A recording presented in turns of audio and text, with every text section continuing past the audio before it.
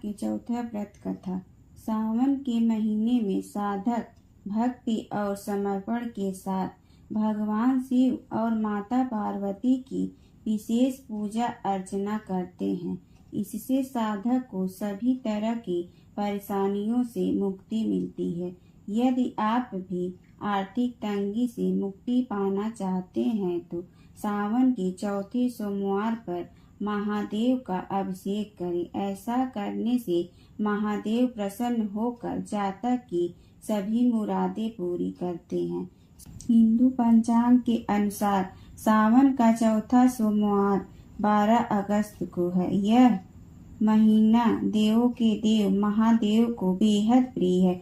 इस महीने में भगवान शिव और माता पार्वती की पूजा की जाती। साथ ही विवाह में आ रही बाधा को दूर करने के लिए सावन सोमवार व्रत भी किया जाता है। इस व्रत के पुण्य प्रताप से साधक की हर मनोकामना पूरी होती है।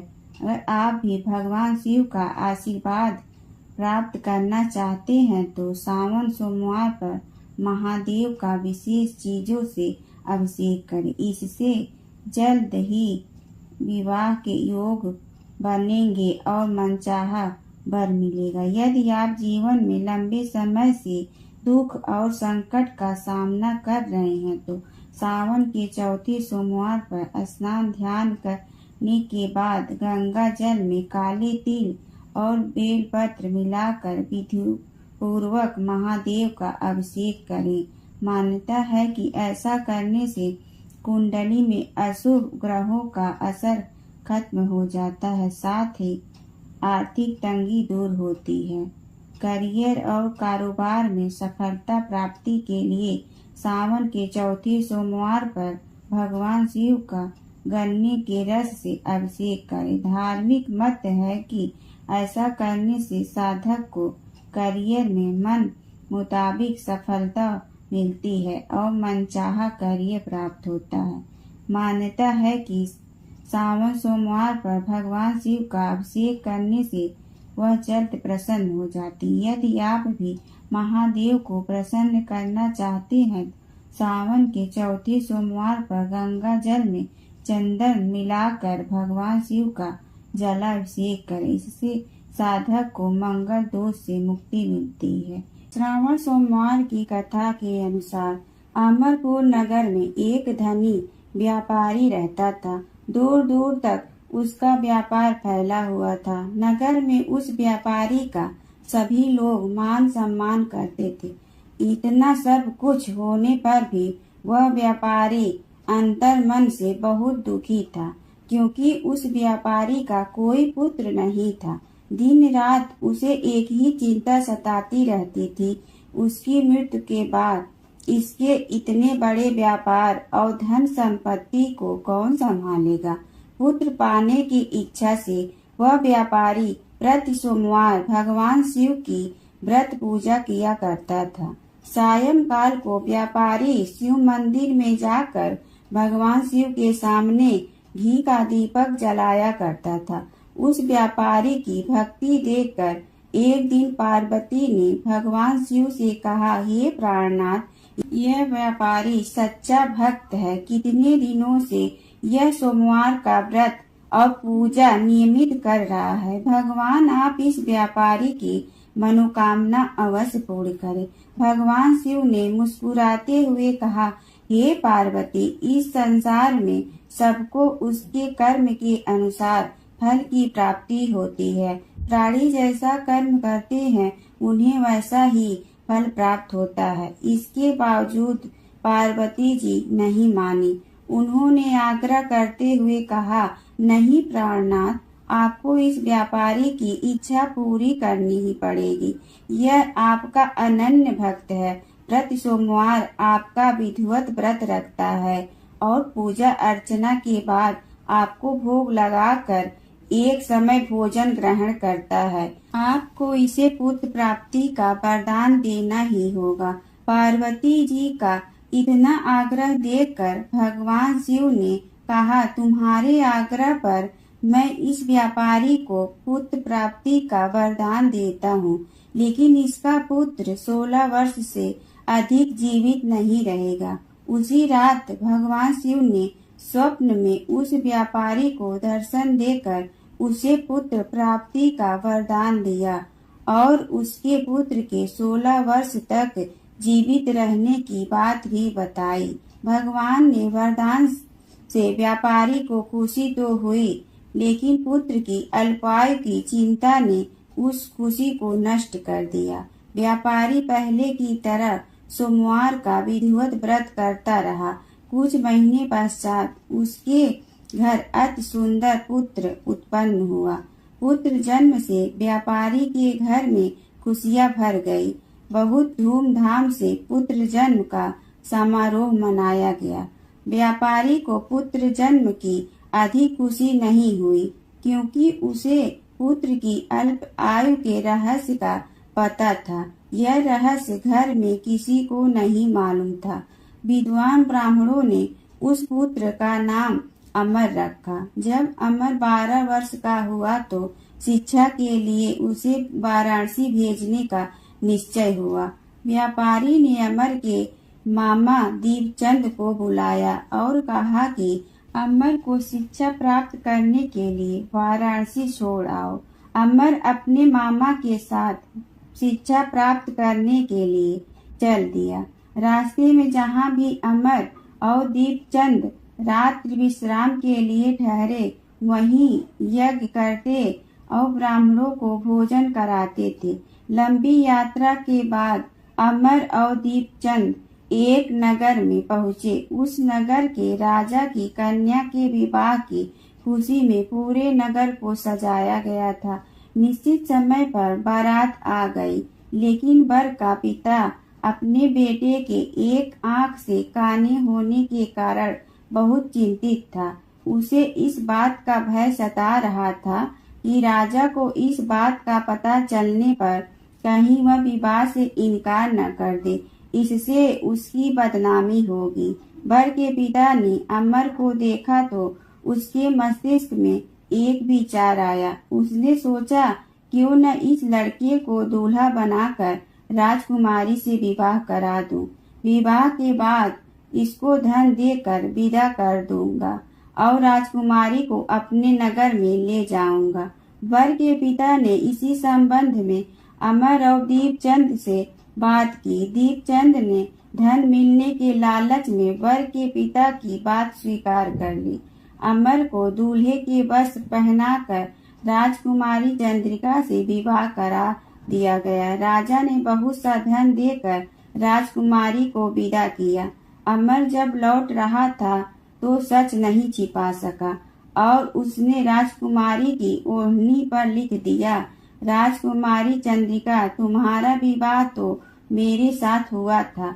मैं तो वाराणसी में शिक्षा प्राप्त करने जा रहा हूँ। अब तुम्हें जिस नवयुवक की पत्नी बनना पड़ेगा वह एक आंख से काना है।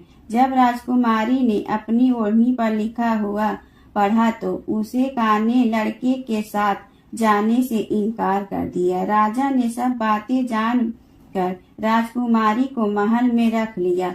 उधर अमर अपने मामा दीपचंद के साथ वाराणसी पहुंच गया। अमर ने गुरुकुल में पढ़ना शुरू कर दिया। जब अमर की आयु 16 वर्ष पूरी हुई तो उसने एक यज्ञ किया। यज्ञ की समाप्ति पर ब्राह्मणों को भोजन कराया और खूब अन्न वस्त्र दान किए। रात को अमर अपने शयन कक्ष में सो गया। शिव के वरदान के अनुसार शयना अवस्था में ही अमर के प्राण पखेरु उड़ गए। सूर्योदय पर मामा अमर को मृत देखकर रोने पीटने लगा। आसपास के लोग भी एकत्र होकर दुख प्रकट करने लगे। मामा के रोने विलाप करने के स्वर समीप से गुजरते हुए भगवान शिव और माता पार्वती ने भी सुने। पार्वती जी ने भगवान से कहा, प्राणनाथ, मुझसे इसके रोने के स्वर सहन नहीं हो रहे हैं। आप इस व्यक्ति के कष्ट अवश्य दूर करें। भगवान शिव ने पार्वती जी के साथ अदृश्य रूप में समीप जाकर अमर को देखा तो पार्वती जी से बोले, पार्वती, यह तो उसी व्यापारी का पुत्र है। मैंने इसे 16 वर्ष की आयु का वरदान दिया था। इसकी आयु तो पूरी हो गई है। पार्वती जी ने फिर भगवान शिव से निवेदन किया, हे प्राणनाथ, आप इस लड़के को जीवित करें, नहीं तो इसके माता पिता पुत्र की मृत्यु के कारण रो रो कर अपने प्राणों का त्याग कर देंगे। इस लड़के का पिता तो आपका परम भक्त है। वर्षों से सोमवार का व्रत करते हुए आपको भोग लगा रहा है। पार्वती जी के आग्रह करने पर भगवान शिव ने उस लड़के को जीवित होने का वरदान दिया और कुछ ही पल में वह जीवित होकर उठ बैठा। शिक्षा समाप्त करके अमर मामा के साथ अपने नगर की ओर चल दिया। दोनों चलते हुए उसी नगर में पहुँचे जहाँ अमर का विवाह हुआ था। उस नगर में भी अमर ने यज्ञ का आयोजन किया। समीप से गुजरते हुए नगर के राजा ने यज्ञ का आयोजन देखा। राजा ने अमर को तुरंत पहचान लिया। यज्ञ समाप्त होने पर राजा अमर और उसके मामा को महल में ले गया और कुछ दिन उन्हें महल में रखकर बहुत सा धन वस्त्र देकर राजकुमारी के साथ विदा किया। रास्ते में सुरक्षा के लिए राजा ने बहुत से सैनिकों को भी साथ भेजा। दीपचंद ने नगर में पहुंचते ही एक दूत को घर भेजकर अपने आगमन की सूचना भेजी। अपने बेटे अमर के जीवित वापस लौटने की सूचना से व्यापारी बहुत प्रसन्न हुआ। व्यापारी ने अपनी पत्नी के साथ स्वयं को एक कमरे में बंद कर रखा था। भूखे प्यासे रहकर व्यापारी और उसकी पत्नी बेटे की प्रतीक्षा कर रहे थे। उन्होंने प्रतिज्ञा कर रखी थी कि यदि उन्हें अपने बेटे की मृत्यु का समाचार मिला तो दोनों अपने प्राण त्याग देंगे। व्यापारी अपनी पत्नी और मित्रों के साथ नगर के द्वार पर पहुंचा। अपने बेटे के विवाह का समाचार सुनकर पुत्र वधू राजकुमारी चंद्रिका को देखकर उसकी खुशी का ठिकाना न रहा। उसी रात्र भगवान शिव ने व्यापारी के स्वप्न में आकर कहा, हे श्रेष्ठी, मैंने तेरे सोमवार के व्रत करने और व्रत कथा सुनने से प्रसन्न होकर तेरे पुत्र को लंबी आयु प्रदान की है। व्यापारी बहुत प्रसन्न हुआ। सोमवार का व्रत करने से व्यापारी के घर में खुशियाँ लौट आई। शास्त्रों में लिखा है कि जो स्त्री पुरुष सोमवार का विधिवत व्रत करते और व्रत कथा सुनते हैं उनकी सभी इच्छाएं पूर्ण होती है। एक बार की बात है, सावन के महीने में अनेक ऋषि शिप्रा नदी उज्जैन में स्नान कर महाकाल शिव की अर्चना करने हेतु एकत्र हुए। वहां अपने रूप की अभिमानी वैश्या भी अपने कुत्सित विचारों से ऋषियों को धर्म भ्रष्ट करने चल पड़ी। किंतु वहां पहुंचने पर ऋषियों के तपबल के प्रभाव से उसके शरीर की सुगंध लुप्त हो गई। वह आश्चर्यचकित होकर अपने शरीर को देखने लगी। उसे लगा उसका सौंदर्य भी नष्ट हो गया। उसकी बुद्धि परिवर्तित हो गई। उसका मन विषयों से हट गया और भक्ति मार्ग पर बढ़ने लगा। उसने अपने पापों के प्रायश्चित हेतु ऋषियों से उपाय पूछा। वे बोले, तुमने 16 श्रृंगारों के बल पर अनेक लोगों का धर्म भ्रष्ट किया। इस पाप से बचने के लिए तुम 16 सोमवार व्रत करो और काशी में निवास करके भगवान शिव का पूजन करो। यह संदेश पाते ही वैश्या ने ऐसा ही किया और अपने पापों का प्रायश्चित कर शिवलोक पहुंची। भगवान शिव की कृपा से अपने समस्त पापों से मुक्त हुई। तब से ही आचरण की शुद्धता के लिए 16 सोमवार का पावन व्रत किया जाता है। 16 सोमवार के व्रत से कन्याओं को सुंदर सुशील पति मिलते हैं तथा पुरुषों को भी सुंदर सुशील पत्नी की प्राप्ति होती है। 12 महीनों में विशेष है श्रावण मास। इसमें शिव की पूजा करने से प्रायः सभी देवताओं की पूजा का फल मिल जाता है। इस कथा के बाद शिव जी की आरती कर प्रसाद वितरण करें। इसके बाद भोजन या फलाहार ग्रहण करें। श्रावण मास महादेव का सबसे प्रिय महीना है, क्योंकि श्रावण मास में सबसे अधिक वर्षा होने के आसार रहते हैं। यह माह देवों के देव महादेव के गर्म शरीर को ठंडक प्रदान करता है। इस दौरान व्रत, दान व पूजा पाठ करना अति उत्तम माना गया है। इस महीने में तपस्या और पूजा पाठ से शिव जी जल्द प्रसन्न होते हैं। भगवान शंकर ने स्वयं सनत कुमारों को सावन महीनों की महिमा बताते हुए कहा है कि उनके तीनों नेत्रों में सूर्य, दाहिने बाएं चंद्र और अग्नि मध्य नेत्र हैं।